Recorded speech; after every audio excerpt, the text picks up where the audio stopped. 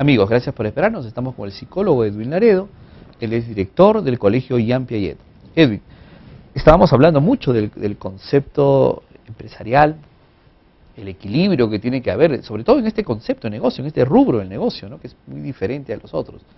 Tú tienes un curso que se enseña a los alumnos de tu colegio que se llama Educación Empresarial. Cuéntanos un poco, ¿cómo es ese curso? ¿A qué se dedica? ¿Qué cosa aprenden los chicos? Pensamos que el alumno tiene que ser un sujeto que tenga la capacidad en el futuro no solo de ser un empleado, sino más bien de ser un empleador. Y tiene que dirigir, tiene que liderar al resto de personas. Para eso tenemos que desarrollar una serie de capacidades y este curso nos da esa posibilidad. Preparamos a los chicos para que en el futuro, lejos de ser de repente un médico dependiente, tenga su clínica, lejos de repente de ser, no sé, un abogado tenga su buffet, y queremos que ellos lideren y tengan empresas, y se les da herramientas, se les da conocimientos. Y no solo ellos tienen que ser empresarios también de su propia vida, porque al final es muy importante el desarrollo de tu propio, como decía, tu propia personalidad. Y para ello este curso también es complementado con todo el desarrollo psicológico, a través de un curso que el Ministerio de Educación ya lo entendió y lo ha puesto, y que otros colegios inclusive ni lo llevan, que es Persona, Familia y Relaciones Humanas, pero además con una serie, con el apoyo en tutoría y una serie de actividades para que el alumno salga adelante y tenga esas capacidades de poder dirigir, liderar, gobernar a un grupo de gente. Nosotros, en nuestras épocas, nos han preparado para ser empleados, básicamente. Pero tenemos que revertir un poquito eso, no conformarnos con ser empleados, sino empleadores, no conformarnos con trabajar por algo, sino de repente hacer un trabajo, tener nuestra propia empresa. Y para eso hay que darle herramientas, herramientas a nivel de información y herramientas a nivel de formación. Ese curso se dicta en el colegio desde el primer año, que según el mismo ministerio está pidiendo, antes en nuestras épocas era formación para el trabajo, era formación laboral, ¿no? Entonces ahora nosotros hemos agarrado esa área de educación empresarial y complementamos, como te digo, con la parte psicológica. Y no solo eso, en toda primaria vienen llevando a nuestros chicos ajedrez, que también nos desarrolla un tipo de pensamiento estratégico para poder planear lo que vamos a hacer, planear un negocio inclusive, ¿no? Entonces todo eso se complementa. Queremos que el alumno cuando salga y busque qué carrera va a seguir, no esté pensando, como siempre lo hemos venido haciendo nosotros, en entrar al Estado y asegurarme en un puesto y ahí quedar, sino de repente en poner una empresa y dar más bien trabajo. Esa es la idea de ese curso y a eso apuntamos con nuestros alumnos. Podríamos mencionar que lo que tú nos has mencionado en el tema del ajedrez, educación empresarial, el factor de el curso de persona y familia, el apoyo psicológico, ¿son todos factores de diferenciación con respecto a los otros colegios o tienes otro tipo de factores de diferenciación? ¿En qué te diferencias de los otros colegios? Además de lo que acabo de mencionar, tratamos que no solo sean una educación, digamos así, informativa, una educación tradicional donde se agarraban los contenidos y se incorporaban hasta memorísticamente al alumno.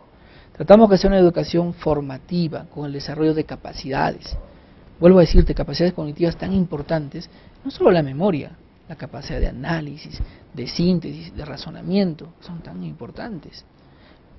El niño lee y no entiende lo que lee, hay que entender lo que leemos. Entonces, ese es un aspecto. Y capacidades emocionales. Porque vuelvo a decir, si no seríamos simplemente una especie de robots. Necesitamos emociones y saber controlar las emociones. Es por ello que tiempo atrás viene toda esta corriente, por ejemplo, de la inteligencia emocional. Por eso nace y por eso tiene auge. Y en otros países más que en nuestro país. Porque en nuestro país estamos atrasados en la educación. Nos hemos estancado en la parte cognitiva, mientras que otros países están desarrollando toda la parte emocional. Porque se dan cuenta que eso es lo más importante. Yo puedo tener una gran genialidad, ¿pero para qué? ¿Para hacer una arma que mate millones? ¿O puedo tener una gran genialidad para descubrir una vacuna que salve a millones? Pero quizás mucho de eso no solo es del colegio, sino viene de la formación de casa, ¿no? O sea, ¿hasta qué punto el colegio tiene cierta influencia con respecto a crear personalidad de algunos niños, pero muchos de casa? Lo que tú dices es totalmente cierto. Por ello es que a veces tratamos de estar en contacto con los padres, de mandar mensajes de distintas maneras, tenemos charlas, escuelas para padres, aunque lamentablemente los padres no asisten, pero tratamos de que también ese niño sea un ente que llegue a casa y converse, intercambie con el papá, de repente hasta ayude a cambiar la manera de pensar el papá. ¿De acuerdo? Y el papá entiende y pueda cambiar. Es por ello que cuando se trata de hacer este tipo de educación, no es muy publicitaria, no trae muchos, digamos así, muchos beneficios. Porque como tú bien lo has dicho, en casa los papás están con otras necesidades que quieren satisfacer o con otros pensamientos que quieren cumplir. Para mí fue gracioso una vez donde llegaba un alumno nuevo y le decía, hijo, tienes que estudiar, tener un horario, tener disciplina. Y dice, ¿para qué? Me dice, si al final voy a acabar, si al final voy a entrar a cualquier universidad, si al final voy a tener mi título, al final agarro una obra y pido mi diezmo y listo, tengo todo. Miren cómo es la mentalidad. Posiblemente el papá tenga esa trayectoria. Entonces estamos así de mal en nuestra sociedad. El famoso diezmo, por ejemplo, que se ha hecho una cosa vox populi y se sabe, y que el alumno lo está entendiendo como algo bueno, como va a conseguir, o algo normal, ¿no? O algo normal. Es decir, los valores ya no existen, los antivalores se están imponiendo en nuestra sociedad, y a veces nosotros padres estamos contribuyendo a eso, ya sea a través del ejemplo, porque nosotros no lo hacemos, o a veces está codiciando lo que hace el vecino, mira, seguro sacó su diezmo, entonces el chico dice, bueno, pues para mi papá se esfuerza tanto trabajando y el otro simplemente hizo algo inadecuado y ya tiene cuánto de plata, ¿no? Y en nuestro medio sabes que eso es muy común. Entonces, apuntamos a eso, a hacerle entender a este jovencito que el valor no es en tanto a lo monetario, sino en cuanto a lo que él vale como persona. Y que de repente el dinero se puede en cualquier momento, pero lo que él sabe y se ha formado lo va a mantener hasta que se muere. Entonces, que muchos chicos, que mi herencia, que mi negocio, un ratito, le digo, ¿y qué pasa si hubiera otro terremoto como el 70 y desaparece todo? Y de repente recapacitan, ¿no? Claro, lo que tengo, sea en Huaraz, en Lima, donde sea, lo puedo invertir nuevamente. ¿No? Entonces es importante esos cambios. Nosotros apuntamos al desarrollo de capacidades cognitivas y emocionales, y a ser un sujeto no dependiente, sino un sujeto independiente, un sujeto que pueda tener su empresa, apoyado con una estructura de valores en su personalidad.